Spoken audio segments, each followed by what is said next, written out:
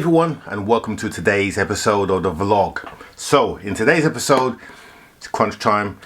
It's the point where we start taking the car apart. So first thing we need to do, get that tire back on the car that we took off last week. I've had it replaced because it was split. I thought it wasn't sitting properly, but it was just split. So new tire on there. And then we need to see if we can get the car moving. So we're going to get the battery back on there and see my theory about whether it's just the battery. That's the reason why the car hasn't started or won't run. We've charged the battery up, so let's go and sort that out now. Let's go and have a look and see what we need to do to get this car moving and then into the garage. Okay, so been charging the battery overnight, and yeah, I think the battery's in a good place. We're going to just give it a quick check with a multimeter. Let's just do this very quickly. Just want to make sure that it's holding its charge. Okay, so let's see what we're looking at. Hopefully we're above 12 volts. Let's just connect up. Oh, we're good. We are very good. Okay, 13.47, that's very good. Right, let's get in the car. Let's get this in the car and then let's see if we can get some life into this car. Right, this car's been standing around for a while. You can tell by the dust on here. And what tends to happen is that I didn't buy this from Copart because the Copart iD3s were going for around 12k, which is quite high, and I think it's because people are pushing them high because they're looking for bargains. Plus the fact the insurance companies want more money than people are prepared to pay. But when a dealer buys these cars, what happens is I say a dealer, salvage, second-hand reseller, they sit around for a while and then they don't get sold, so they get desperate and they sell them cheap. That's why I got this one cheap. Right, let's get this battery in, and what should happen is the car will come to part now. Do you remember this from the GTE? This bit I had to get that Volkswagen wouldn't sell me. Well, I've pulled this up. That isolates the battery, the 45 kilowatt battery, so that is now neutralized, and that's very important in these scenarios because we're going to put the 12 volt system in here. And I don't think this car's got a pyro fuse, so provided it doesn't, the car should spring to life, but we'll soon find out. Let's get it connected and we'll see what happens.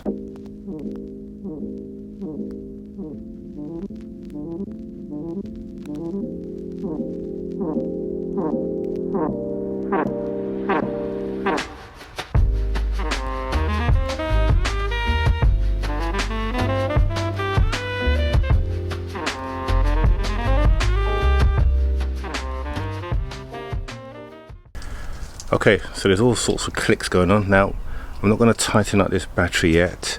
I just want to see what's going on in the car. Let's take that out so we can open the door. Okay. Right, now that symbol that you're seeing there, that symbol is because I've got the actual fob up. But so far the car has come to life, so that's good. And what we want to do is put it in park, because there you go, because it was loose. So now it's in park. This car isn't going to go anywhere, and we can get it off the jack. So we can get the wheel out the Tesla, get it back on here, and then we can see if we can, well then, put that back on properly, because we're not, the car's not making any funny or strange noises, and then we should be good to go. And hopefully just by putting that back in, the car should come to life. Should come to life. Famous last words. Let's get the wheel on.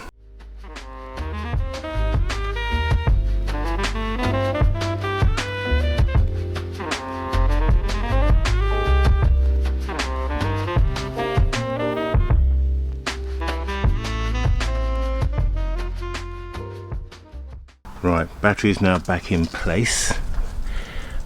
Just inspecting what I'm seeing down below. There's nothing really of worry there. Now this car, strangely enough, is rear wheel drive, so the motor's in the back. So yeah. All right, let's get the key. I'm going to jump inside And let's, oh, first of all, let's put this back in. Is that back in? So that's back in place now. And we'll get the key and we'll see what's happening inside. Right, okay, so dashboard is lit up like a Christmas tree, as you would expect. Trying to put the car into drive. It is not cooperating. Doesn't go into drive, but it does go into neutral, and then starts to complain because everything is not working. It can't, basically. So we can put the parking, you can basically put it into park, that's about it. And neutral, we can't get it into reverse. Okay, so I think what I'm going to do, I'm going to get VCDS on here, and then we will take a look and see what errors it's throwing up. That's the best thing, I think. See if we can clear some of these errors, so at least get it to move. But if not, let's see what those errors are. Okay, so we are going to do a scan. You can hear the car beeping in the background. So we're going to scan all the systems now, and then we're going to have a look and see what VCDS finds from the car. In the meantime, while the car is making a whole lot of noise,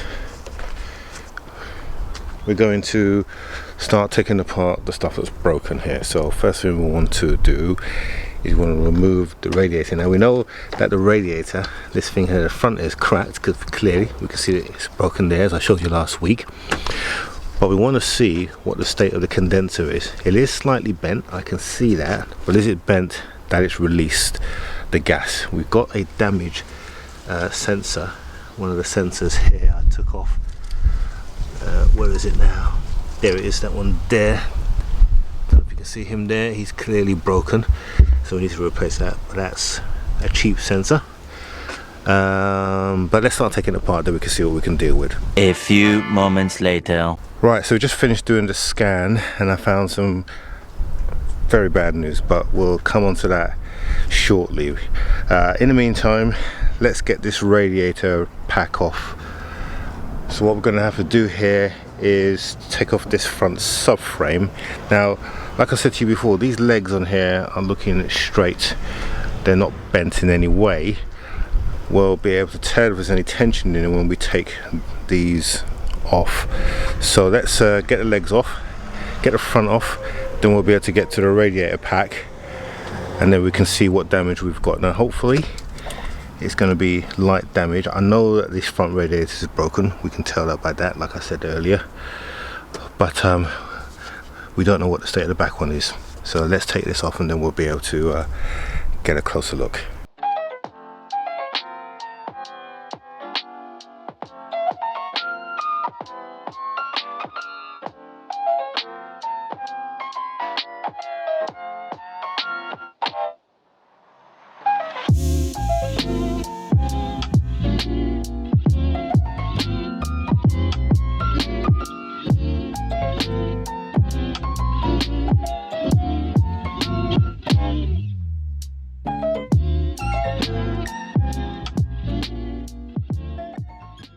Right, so we've released the front, as you can see, so the radiator is pretty much loose and we can lift it off. All we've got to do is just disconnect some of the pipe work. So we've got this down pipe down here and this top pipe here, so there's little clips underneath. We'll just pull those out and then they should be released. The only ones that aren't going to be released are going to be the AC one. But we'll know pretty much when we release the front whether the AC is broken, because we'll see damage on there, and if there is, then that's great. If not, we're going to have to get the gas captured before we release it, and we will need to take the gas out of this because we need to repair the valve there that's broken, and the only way to do that is to unscrew it, which will naturally release the gas anyway. So let's get this radiator off and or get the pipes, I say, off, and then see what we got.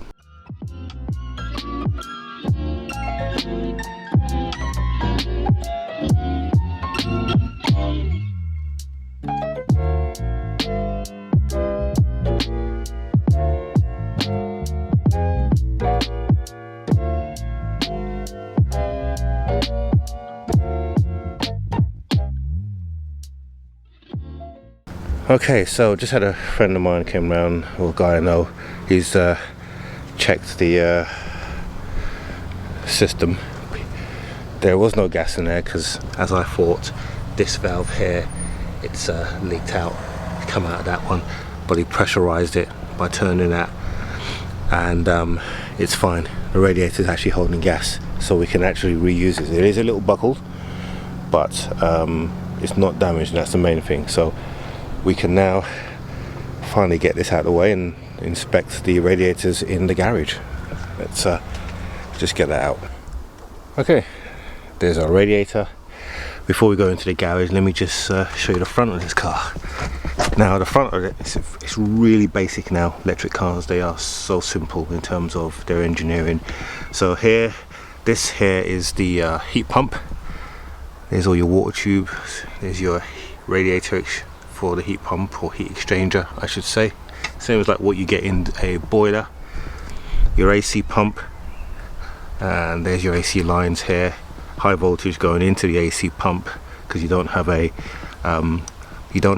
spindle like you would in a normal ICE vehicle. So instead what you have is an electric motor that spins the compressor, and that basically compresses the gas and allows it to do its thing. If you understand the science of ACs, then you know. And then below that we have our electric motor.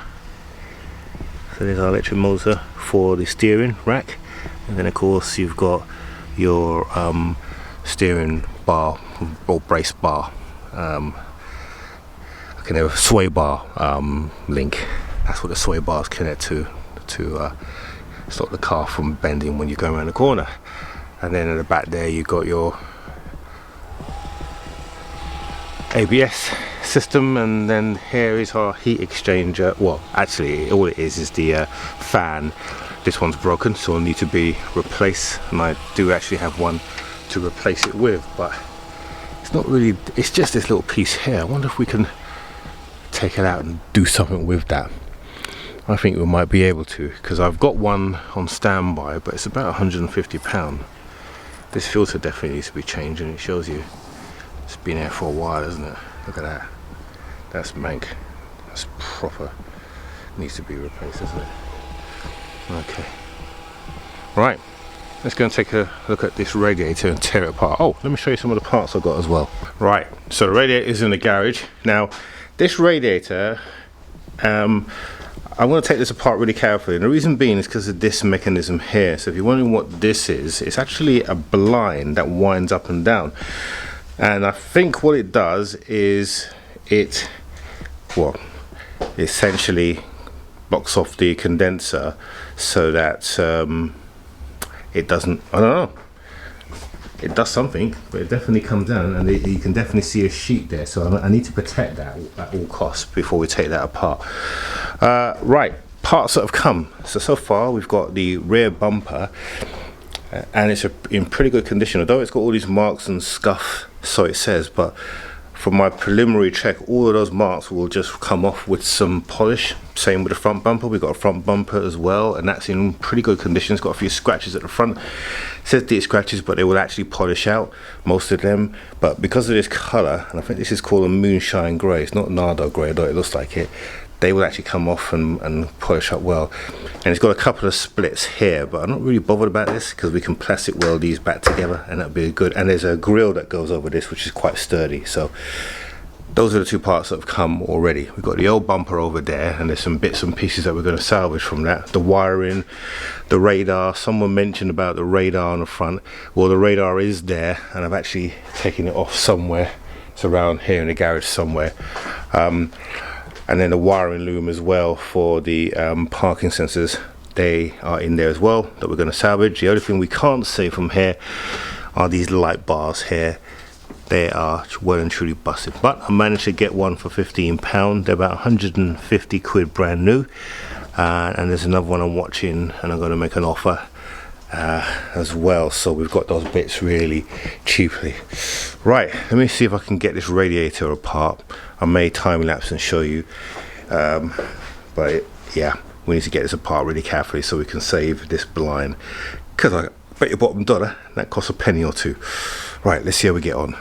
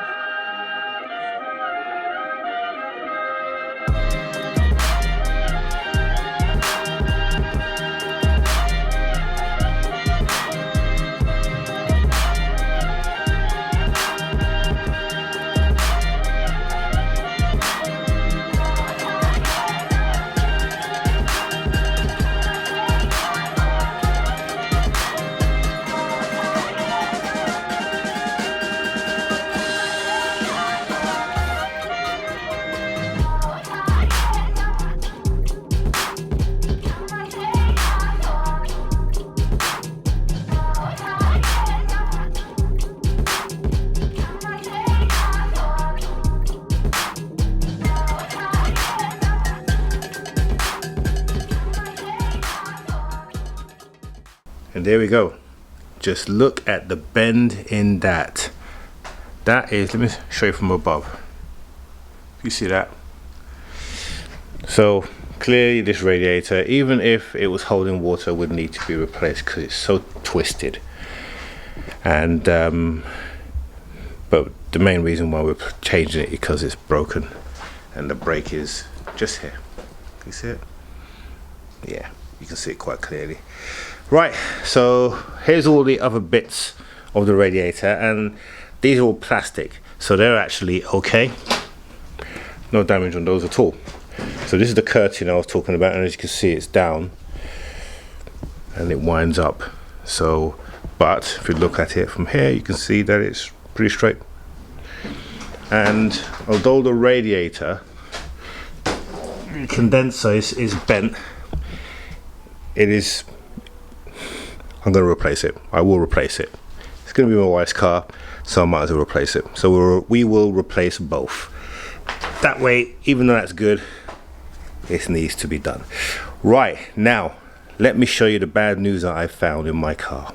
Okay, so before I show you what is fundamentally wrong with the iD3, in fact, what is a huge problem with the iD3, let me just show you something on the radiator and getting a replacement and some of the issues that I faced because this is relatively a new car. I mean, having a car like this is great, it's 2 years old, but it also has its problems because there's not many parts, spare parts for a 2-year-old car, and the ones that are available, the people who are selling them are asking for premium prices. So we just have to be very careful. Let me give you an example of that. Right, so on the screen now you can see this radiator here. It is a radiator for the iD3. You can see the price here is £134.40 and shipment is £34.80 economy delivery. So it's going to get here on the 14th if I order it, and it's coming from Austria. Now there are very few radiators on eBay for the iD3. This is the cheapest one. As you can see, it's a second-hand one. So to get that radiator back here to the UK will cost me £169.20. That's looking at the part number. Now, if I go to this company here, so Nissan, just by doing some cross comparison and checking online, so I went to other sources for radiators for iD3, and the genuine one from VW, as you can see, is £192.95. So that's £169, call it £170 for £23 more. I can get a brand new radiator. So would I go for a brand new radiator from VW via LLL, or would I buy one from Nissan? Not to be mistaken for Nissan, the Japanese car giant. Nissans, I've used their radiators for a number of years in a lot of my projects, and they have been absolutely faultless. In fact, they are pretty much OEM radiators. Look at the price here, £170.20. That's exactly £1 more than this radiator here. Which one do you think I'm going to go for? You got it. I'm going to buy a second hand. No, I'm only kidding. I'm going to buy the one from Nissan because, like I said, reputable brand. I'm very comfortable with their supply, and they're very quick, and I'm going to get that here within a few days. So it'll be here midweek by Wednesday. And the postage is free. So the lesson here, or the point here, is shop around. Don't just buy the first part you see it. And sometimes you might have to wait a while. And even if there's one on there and it's not the right price, let it go. Wait for something else to come wrong. Yes, it might take you longer to get to your project, but you'll save money in the long run. And that's the main reason why we're doing this. Right, let's get on with the main issue that I found with my car. Alright, so earlier on I tried to clear the codes with the car and see if I can get the car moving, at least, you know, some kind of function, and I couldn't do it. And despite the fact that I used the same hack as I did with the GTE, which was to reset the crash data, that still didn't fix the car. I then came across the reason why the car wasn't going to be able to be moved. It was the pyro fuse.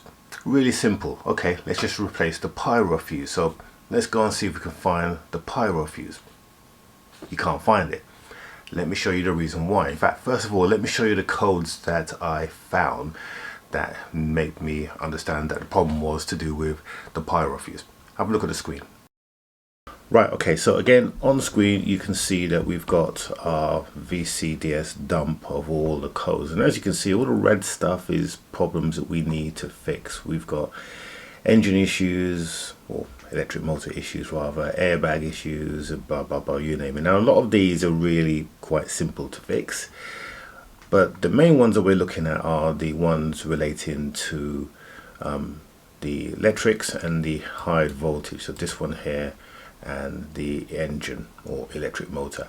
So the first one, electric motor, you see that we've got a locking after shutdown. Okay, so the system has shut down after it's detected a crash. Normally the crash sensor, there's one major crash sensor at the front that will trigger most of the airbags, but there are also sensors in the side of the doors. So there's in each door there's a sensor. Any of those going off will trigger the curtain airbags, because the car will detect a side impact. So I reckon that the front and the side has gone off, which is what's triggered off all the airbags that we've seen. Okay, so that's caused the system to shut down. The next one, we got a DC converter. So the charger, that shut down because it has detected a crash shutdown. Okay, that's fine. Then we get to the real gritty stuff. Okay, so the electric drive has again picked up a shutdown. Now we get to the battery, and this is what's caused my problem. So the high voltage battery, that's the battery underneath the vehicle, has detected a shutdown on the pyro fuse, and it's basically detected two pyro fuse explosions, which, okay, that's fine. So we just need to find the pyro fuse. Guess where the pyro fuse is? In the main high voltage battery case. Yeah. How do we know that? Well, I found this bulletin, a VW bulletin here, and basically it tells us this at the top here: car will not run, high voltage system is deactivated after a collision, possibly with airbag release, which is what we've seen. Fault codes store are C11C5F0, P160900, P1CA700, P1CA800, P1CAB00. Okay, so those are the codes. If we go back to our reading, what are we seeing? We are seeing P1CA700, P1CA800, P160800, 900, and what was the other one? C11CF50. I think that was one at the top there. They are high voltage. C11C50FO. So we're seeing all of those codes here. Tells us then, when these fault codes are stored after the car has been involved in an accident, it happens because the connection to the high voltage battery has been disconnected for safety reasons, which is good. The damage in the car should always be assessed by a person trained to assess whether the high voltage system has been damaged. We've had the car checked. The high voltage system has not been damaged. Okay. And then here we have a picture. So essentially we've got to take the battery out. Here's the battery. There's all the different modules in the battery here, you can see. and then this is the pyro fuse. So imagine that's outside the car. Okay, so this bit is exposed to the outside of the car, and then this is the pyro fuse itself. And then here you got a better picture of it here. So basically SX7, this thing here where it's got the X, let's see if we can blow it up a little bit. Oop, nope, too much. Bring that back, bring it back, there we go.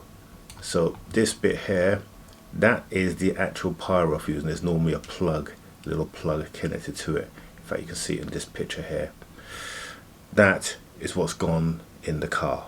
Now fortunately, I have been on a high voltage EV training course level 1, which allows me to be able to go into the vehicle. That's the only reason why I bought an electric vehicle, because I've had that training and can understand central electrics. And we are going to have to solve this. So we're going to have to take the battery off and get it into the unit and then inspect it. Now with the level 1 training, we're going to do a basic inspection. If we find anything untoward, then we're going to either send it off to be repaired properly and get that sorted, because obviously that's going to be a risk, and with lithium batteries you really do not want to take any risks. So that's a disclaimer here. If you don't understand electric vehicles, do not mess with them, because they are highly dangerous and those batteries can kill. Okay, so we will probably look at bringing selective video content on that basis, because what I don't want this to be is a tutorial for someone else to go and do it who has no experience and then goes and hurt themselves. So I will be selective in what I show of the process. But long story short, we got to replace the pyro fuse by taking the lid off the battery and then replacing that fuse. Now I've already de-energized the battery, so we are safe to do so. So in next week's episode, that is what we will be dealing with. So that's the bad news that we've got with this vehicle. That's probably the reason why I got this vehicle so cheap as well.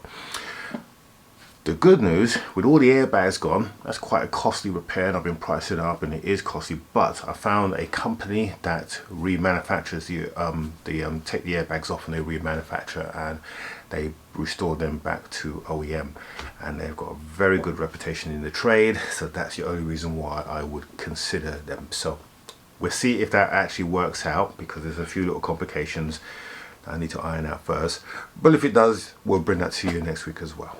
And I'm also going to be looking at doing some body work, or not sorting out, but certainly improving the look of the rear impact that it's got in the rear quarter, to see if we can sort that out. So lots to come next week.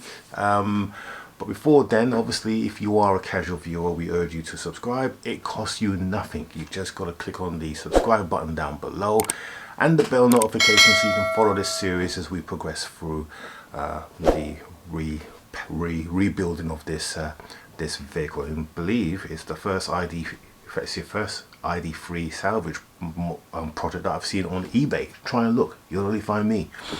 So if you're interested, click on the subscribe button, then you won't miss an episode. In the meantime, thank you for enjoying this video, and we will see you next week.